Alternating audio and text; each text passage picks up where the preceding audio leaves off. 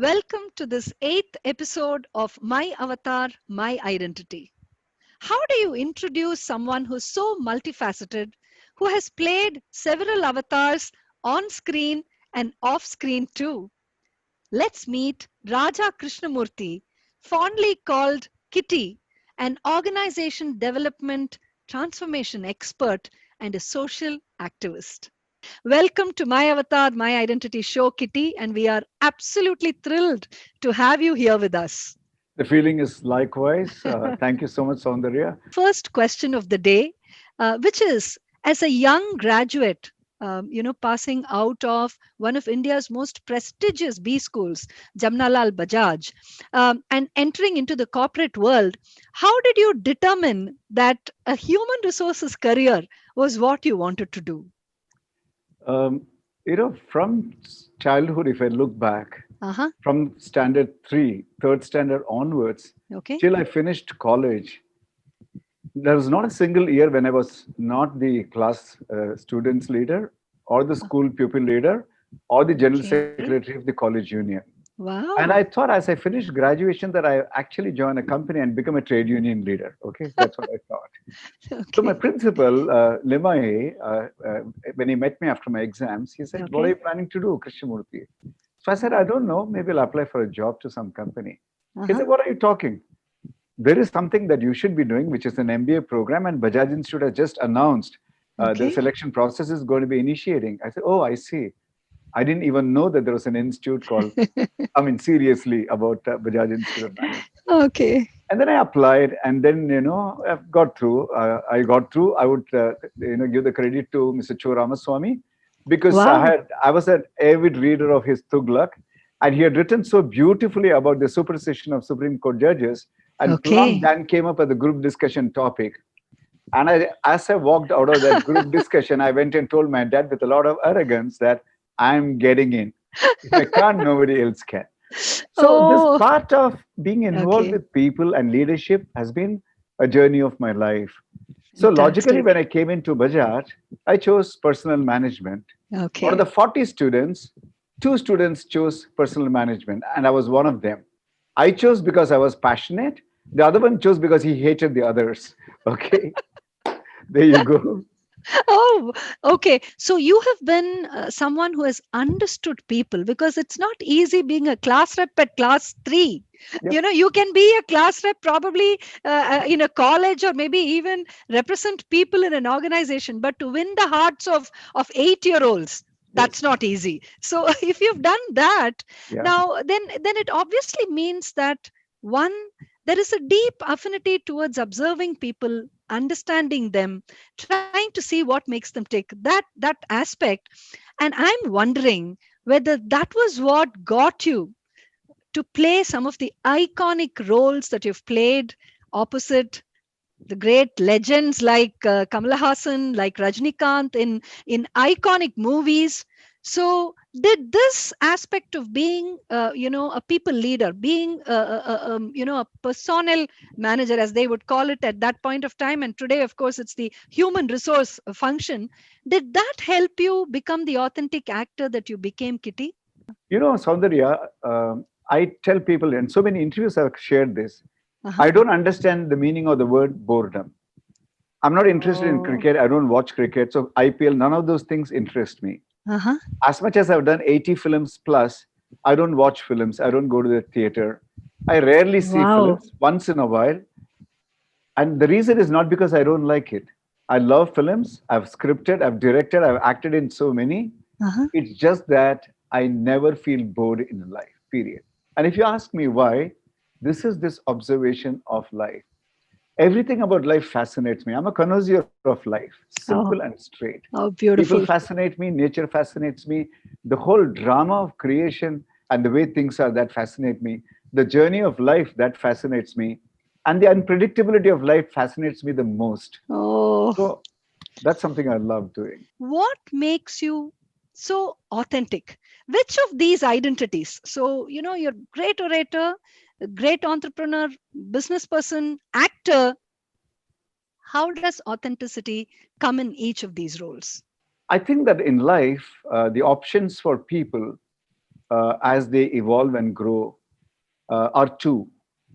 95% of the options taken are identifying what is it that I want to do, and then that gets kind of defined in some way, and then you choose a field, and then you choose a specialization, Yes. and then you go many years and deep into that, and that is the expertise pathway.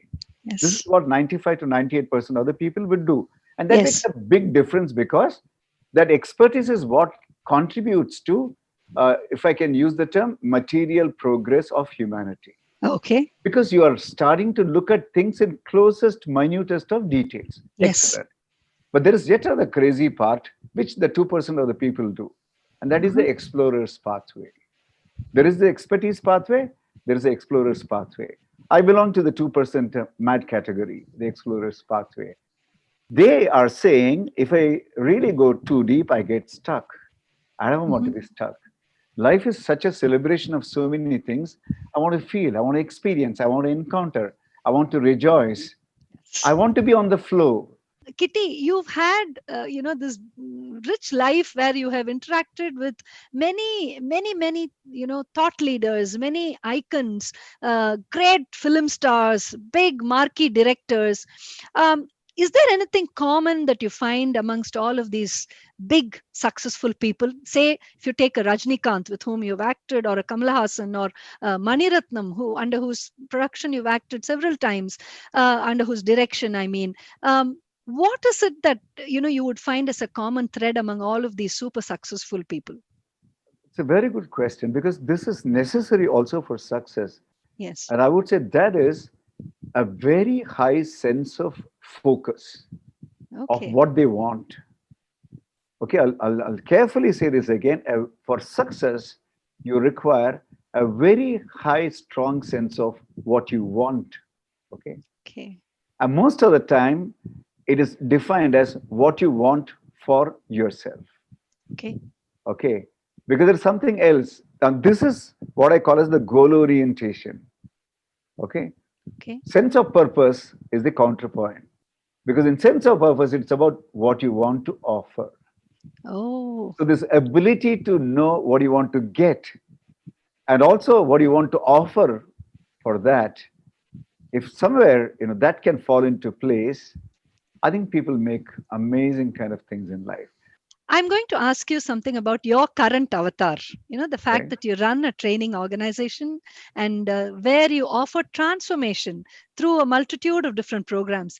And I'm going to ask you something slightly provocative. See, you mentioned personal management as the specialization that you chose at Bajaj. Right. Today, that kind of a terminology doesn't exist, and Right. everybody has moved on to calling it human resources function, or human capital, or talent capital function, and so on and so forth. Now there seems to be, and this is an interesting conversation I've had with many chros and cxos when we speak about this entire function, and I ask them, is it fair to just talk about humans as just another resource, like a line item in a balance sheet, and you're just talking about them as being an input criteria, that's all, and not even looking at humanizing the function which is supposed to be about humans.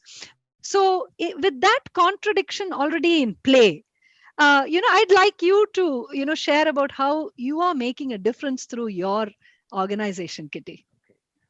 I love that clarity that you brought in the question, saying that terminology has changed over the years. Yes. Manpower management, personal management. I remember when in Enfield, the MD asked me, therefore, what is the designation that you would like to have?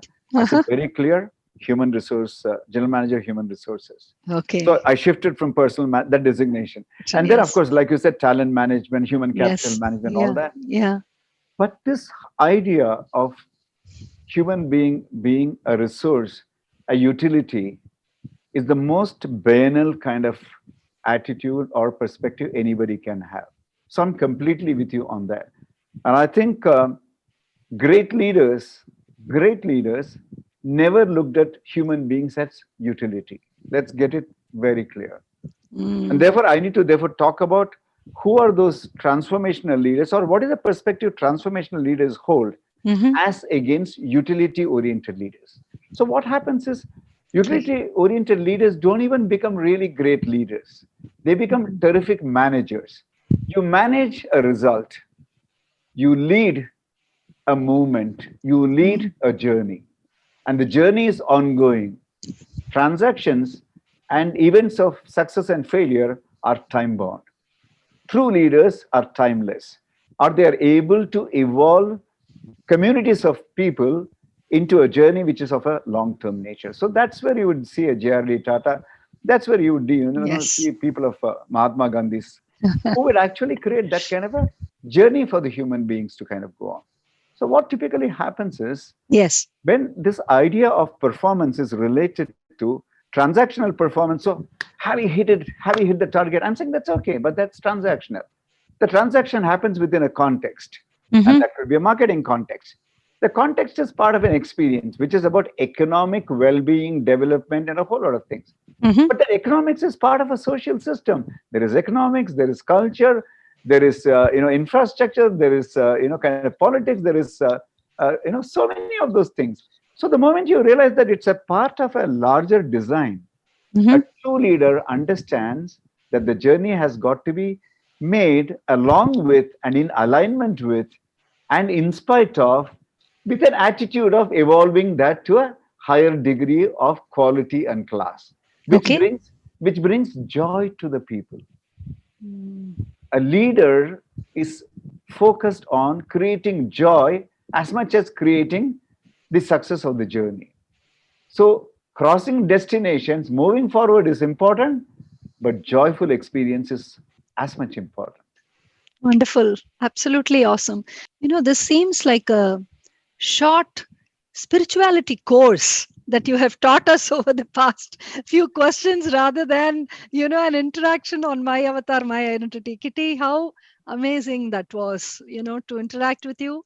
Thank you so very much for having spared your time. We know how many different things you are involved in, but to have been so kind enough to give your full self to the My Avatar audience, big thank you to you. Thank you so Absolute very joy. much. Look forward. Look forward. Thank you. So, this is my avatar and my identity. If you ask me, Raja, at your core, who you are, I would just say, I'm a connoisseur of life. I think what's been gifted to all of us is this beautiful thing called being alive as a human being. And we come here with immense potential. What really happens is that we somewhere on the journey, somewhere on the pathway, forget that we carry such immensity within us. I would tell every human being, give yourself the permission to discover your greatness. All of us are here with a purpose. Let's discover our purpose and let's make this world a world of celebration, a world of alignment, a world of togetherness, a world of love and compassion. All the very best. Good luck to you. When you are an observer of life and you look at the universe with a sense of unbridled joy that translates into every interaction that you have with everyone around you.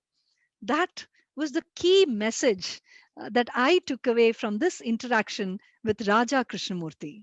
If you would like us to feature any great thought leaders, successful icons, role models that you want featured on the My Avatar, My Identity show, do drop us a note in the comment section. And of course, don't forget to like, to share, and to subscribe to My Avatar, My Identity. Thank you.